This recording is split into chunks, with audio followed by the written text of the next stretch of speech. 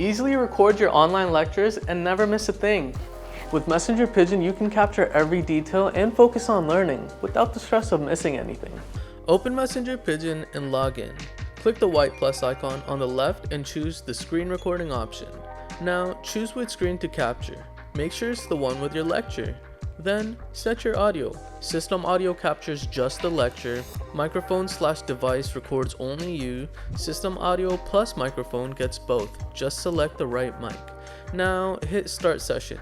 A recording player pops up at the bottom. Press the red circle to start the recording. Want to check if it's working? Open Messenger Pigeon. You'll see the lecture overlay and a timer counting up. You can also take personal notes while recording. Just click the icon on the bottom left.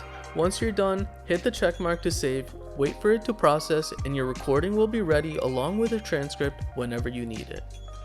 Now you may be wondering, Zane, why would I need to use the screen record feature instead of audio recording? Well, it depends on the subject, right? For math, science, engineering, or any course with visuals and diagrams, screen recording is a game changer. You can revisit key concepts, follow along with tricky explanations, and keep everything organized all in one place.